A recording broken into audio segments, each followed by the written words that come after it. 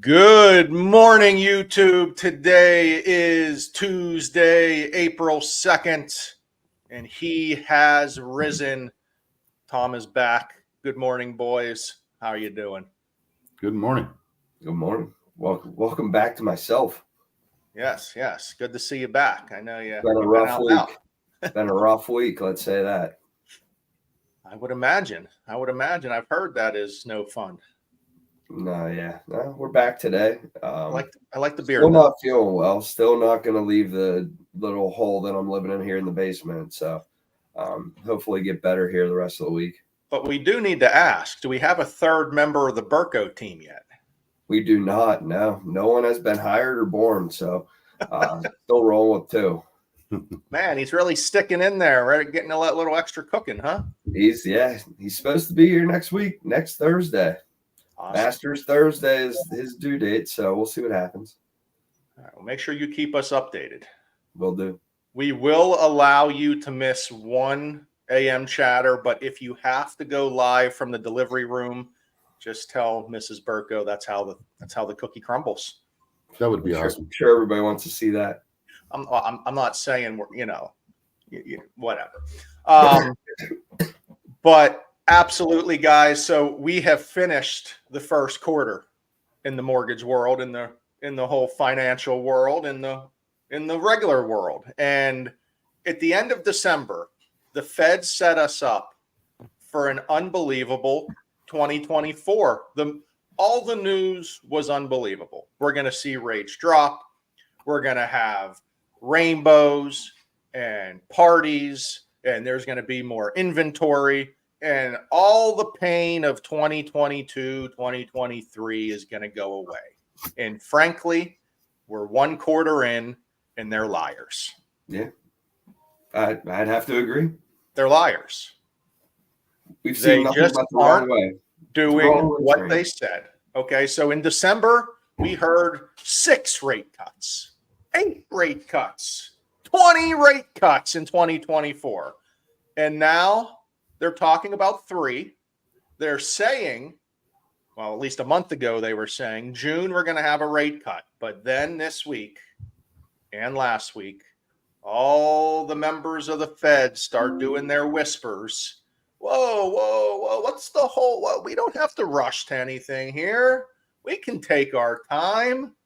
There's no hurry, because they're only looking at the one number with inflation, and they're not doing anything till it gets down to 2%, it sounds like. And, well, the markets are expecting rate cuts, and now they're going back on their word. And the market is definitely not reacting positively.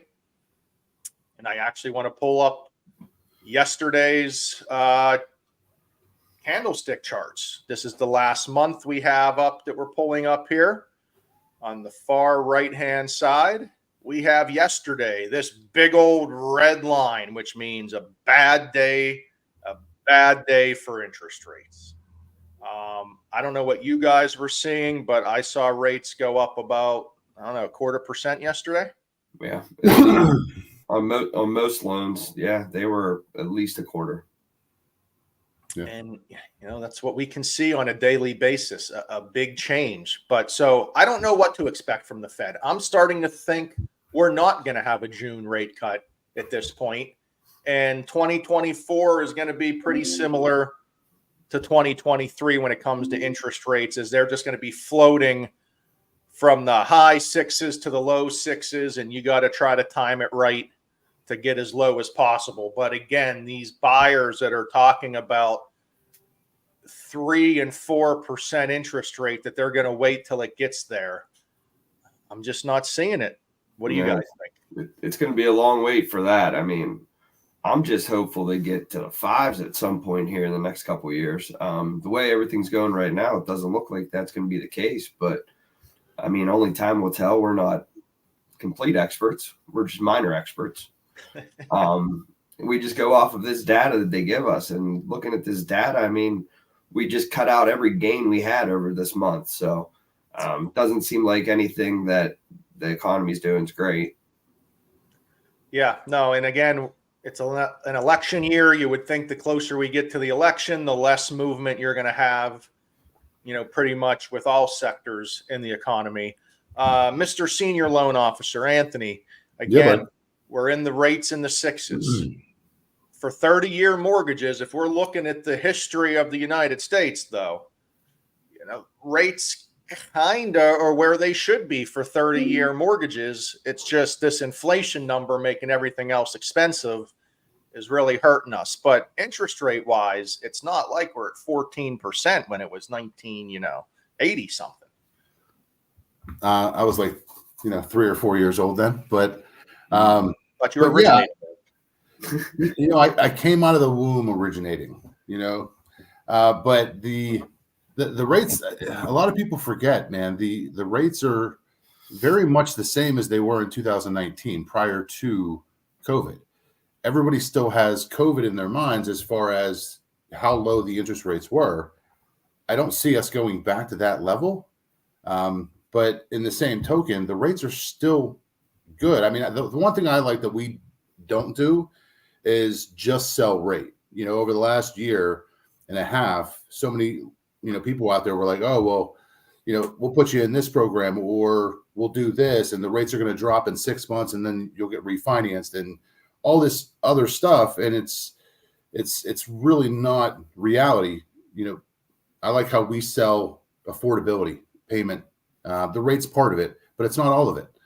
So if the payment works based on what you're buying, the rate is it's a smaller increment. So it does have an effect on the payment, but it's not everything. So ultimately, you guys know when the rates drop, if they do come down into the fives, like Tom mentioned, more buyers coming in, more multiple offers, those bids are going to be driven up and it's going to be a more competitive market. So I think it's still a great time to buy. It's definitely better than renting, that's for sure, if you can do it. So, I mean, that's a great point, right? We've heard so much since COVID about, dating the rate because, the rate will, you're going to be able to do this and that. I mean, again, a month ago, 2 months ago, 4 months ago, we were looking like we were going to have all kinds of rate cuts in 2024. You just can't predict the future. There is no one in the mortgage business that can tell you what rates are going to be in a year. And if they're telling you what the rates are going to be, they're lying to you.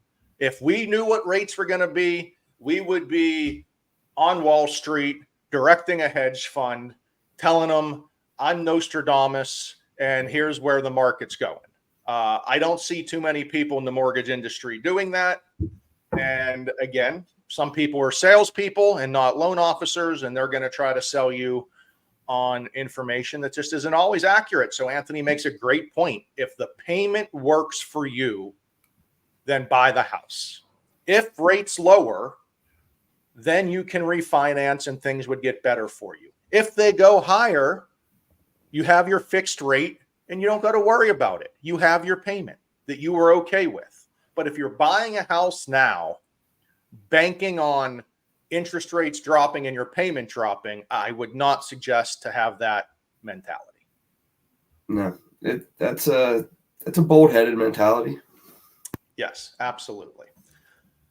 Moving on to topic 2, probably, I don't know if you guys heard about it, but NARS made a settlement that may be happening in July. But the mortgage industry hasn't said a lot on this settlement yet. Fannie Mae, Freddie Mac, VA, FHA, all are different governing bodies that could have different rules. And we still are trying to figure out what the rules are going to be. But the FHA has come out. They're the first kind of agency to say anything here, where they're talking about right now it's customary for the seller to pay both sides of the commission. If that becomes uncustomary and the buyer's agent and the seller's agent get paid by their own sides, that could change interested party contributions, which means if a seller's agent ends up paying both sides of the commission, that could be considered seller assistance. Now, FHA is saying it's not going to be. As long as it's normal and customary, the seller's agent, the seller can pay for both sides of the transfer tax, and the buyer can then ask for seller assistance. But we don't know if that's going to be the case across the board. Roles may change for each loan type. As a real estate agent, it is never more important to work closer with a loan officer. And I know, Anth, you've been preaching this. If these roles take place, the buyer is going to have to really, really be honed in on what their costs are going to be, what their loan type is, and what they're allowed to ask for and not ask for in their offer. And this is hugely important. It's why we're going to have a class on Friday. We're announcing it right here, right now. Amchatter special class, noon this Friday. We will all be going over ways to keep your buyer's closing costs low. That's including seller assistance, lender credits, and first-time home buyer down payment assistance programs. So I'm pretty excited. We'll get the news out there. Stop by. We'll send out the Zoom link shortly, but I'm pretty excited for that. Yeah, I think that's a good idea. Get this knowledge that we have out there to them. Let them make the best use of it. Absolutely.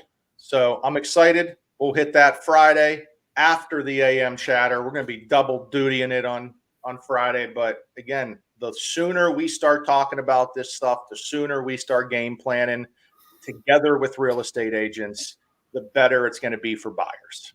That's just plain and simple. 100%. Beautiful, boys. Well, we will see you Friday morning. Have a great week, and I'll talk to you then. Later.